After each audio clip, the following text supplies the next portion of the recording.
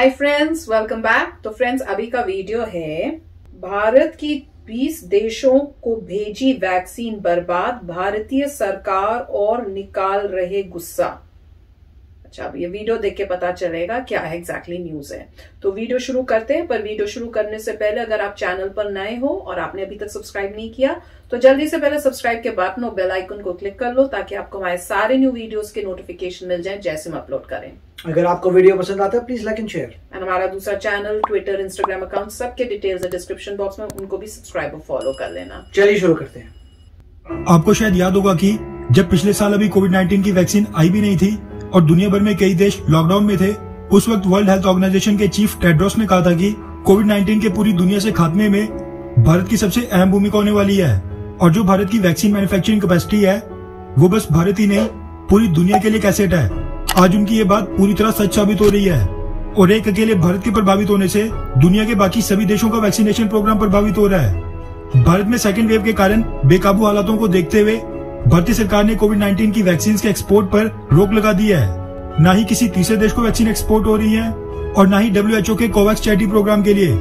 लेकिन अब इसके कारण नई समस्या पैदा हो गई है और जो भारत ने पहले वैक्सीन भेजी थी वो पूरी तरह बर्बाद होने के कगार पर आ गई है। दरअसल WHO का कोवैक्स चैरिटी प्रोग्राम, जिसके जरिए WHO दुनिया भर के गरीब देशों को फ्री में वैक्सीन बांट रहा है, ये प्रोग्राम शुरू ही भारत के दम पर हुआ था क्योंकि उन दिनों मार्केट में भारत के सीरम इंस्टीट्यूट के अलावा WHO के कोवैक्स चैरिटी प्रोग्राम के लिए दुनिया के बाकी सभी कोविड-19 की वैक्सीन मैन्युफैक्चरर्स ने वैक्सीन सप्लाई करने से मना कर दिया था, जिसके बाद WHO को अपने कोवैक्स चैरिटी प्रोग्राम की शुरुआत सीरम इंस्टीट्यूट द्वारा मैन्युफैक्चर्ड एस्ट्राजेनेका वैक्सीन से करनी पड़ी थी।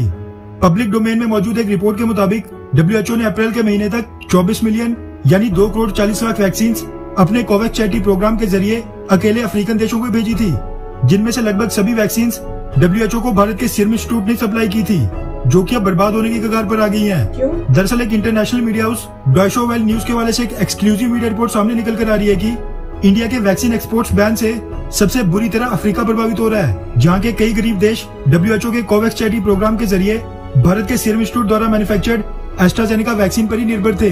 रिपोर्ट के मुताबिक African centre for disease control and prevention के डिप्टी डायरेक्टर अहमद औगल का कहना है कि भारत के सीरम इंस्टीट्यूट द्वारा मैन्युफैक्चर्ड एस्ट्राजेनेका वैक्सीन अफ्रीका के लिए बैकबोन है।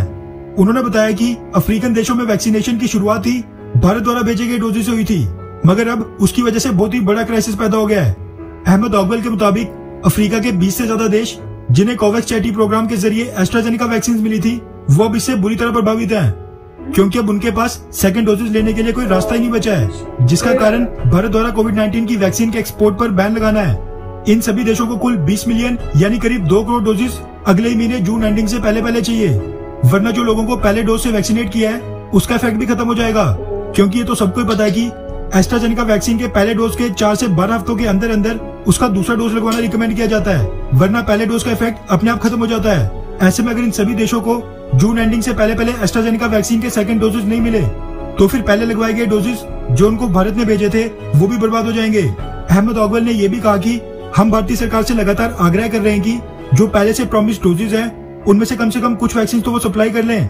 वहीं केन्या के पॉलिटिकल एनालिस्ट हरमन मनियोरा का कहना है कि वैक्सीन रोल आउट में देरी के कारण समाज के कई लोगों में आक्रोश है, जिनमें से कुछ तो सीधा भारत पर ही गुस्सा निकाल रहे हैं।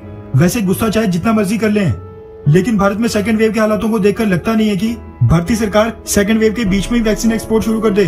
लेकिन ये सब हालातों को देखकर जर्मनी जैसे देशों को कम से कम शर्म आनी चाहिए, जो भारत और साउथ अफ्रीका के WTO में कोविड-19 की वैक्सीन के ऊपर से पेटेंट प्रोटेक्शन हटाने वाले टिप्स वेवर को ब्लॉक करके बैठे हैं। खैर, आपको क्या लगता है कि क्या भारतीय सरकार ने उस समय वैक्सीन एक्सपोर्ट करके बिल्कुल सही किया था, हाँ या फिर नहीं? नीचे कमेंट करके अपनी राय जरूर बताएं।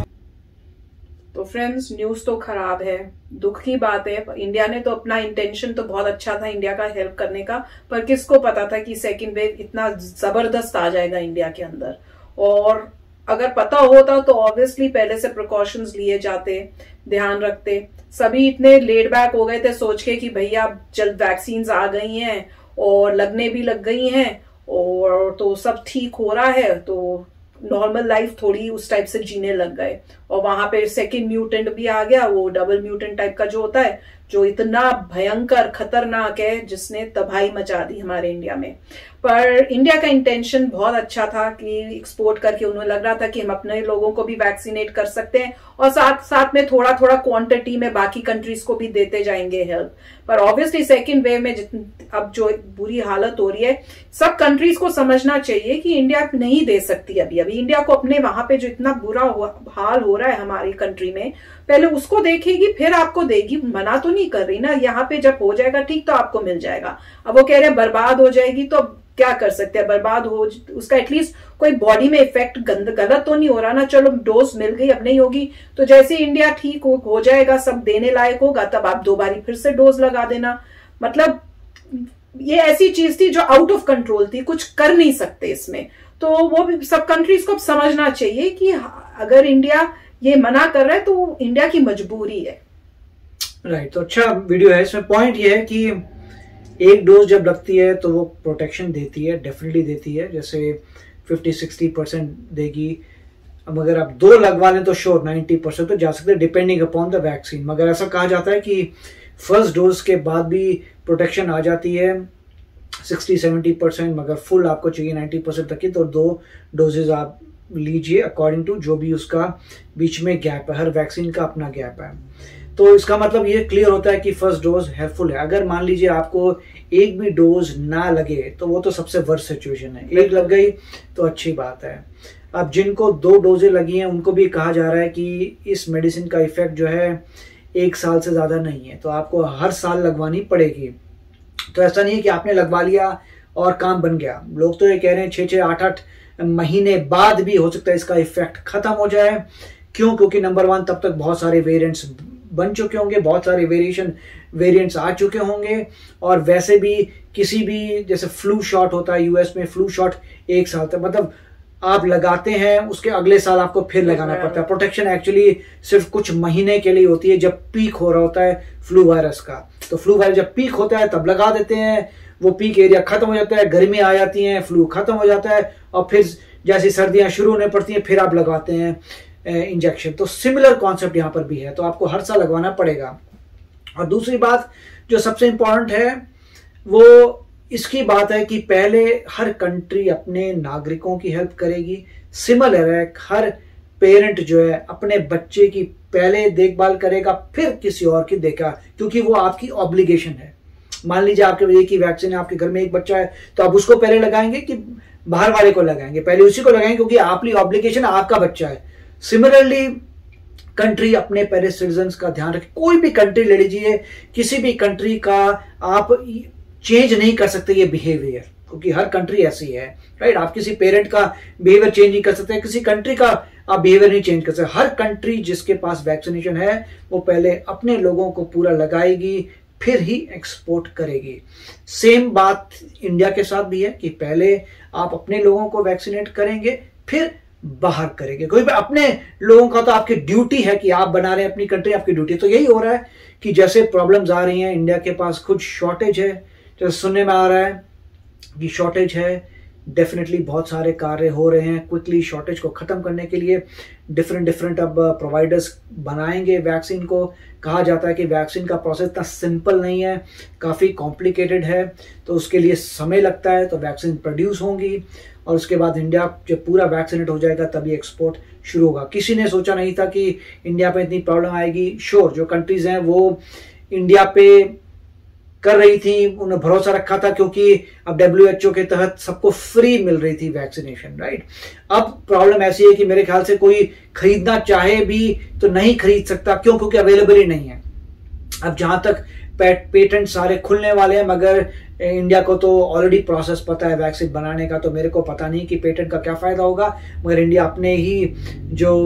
अपनी ही वैक्सीन है उसी को बना सकती है। पहले अपने लोगों को लगाएगी फिर आगे एक्सपोर्ट होगा।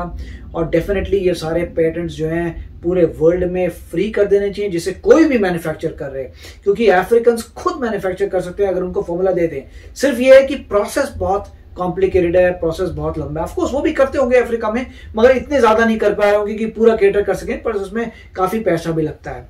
तो मेरा तो यही विचार है कि जैसे से इंडिया बाहर निकलेगा, एक्सपोर्ट शुरू हो जाएंगे, पेटेंट फ्री हो जाएंगे, हर बंदा अपनी वैक्सीन बना सकता है और लगा सकता है। हर कंट्री, सबसे बड़ी प्रॉब्लम मेरे ख्याल से यही होती है, टेक्नोलॉजी नहीं है, मगर जब सब जगह टेक्नोलॉजी आ जाएगी तो सब अपनी अपनी वैक्सीन बना के अपने लोगों को लगा देंगे। अच्छा वीडियो था। यस फ्रेंड्स, तो चलो आप भी कमेंट सेक्शन में बताना आपके थॉट्स क्या हैं। तो चलते हैं, मिलेंगे नेक्स्ट वीडियो में बहुत ही जल्द। Till then take care and bye bye.